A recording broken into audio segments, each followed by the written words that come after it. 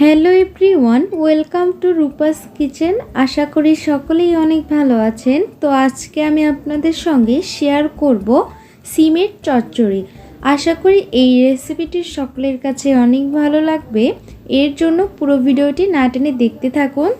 তো ফার্স্টে আমি এখানে সিম ও আলু কেটে ধুয়ে নিয়েছি।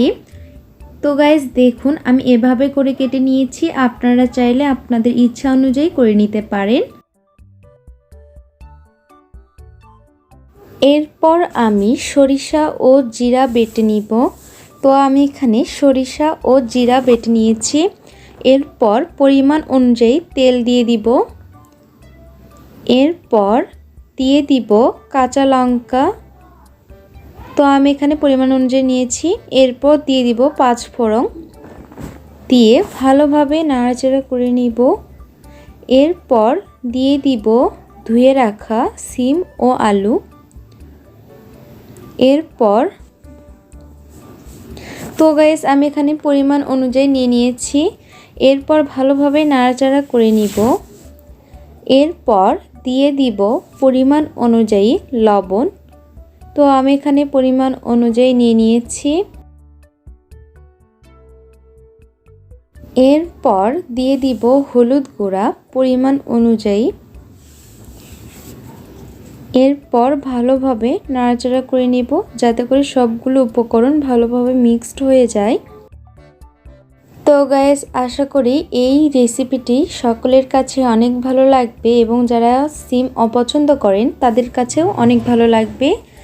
এরপর ভালোভাবে নাড়াচাড়া হয়ে গেলে দিয়ে দিব বেটে রাখা সরিষা ও জিরা বাটার জল।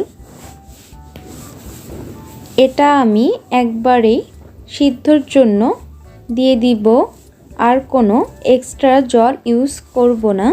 এতে করেই আমার সিদ্ধটি হয়ে যাবে। এরপর আমি কিছু টাইম সিদ্ধ করে নিব।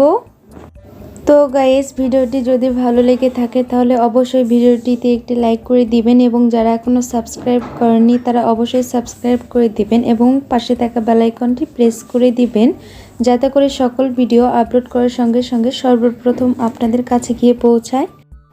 তো গায়ে জল শুকিয়ে এলে কিছু টাইম ভেজে নামিয়ে নিলেই রেডি হয়ে যাবে আমাদের সিমের চচ্চড়ি। তো গাইস, ভিডিওটি লাস্ট অবধি দেখার জন্য সকলকে অসংখ্য ধন্যবাদ। দেখা হচ্ছে পরের ভিডিওটিতে। এর জন্য অবশ্যই এই চ্যানেলটির পাশে থাকবেন।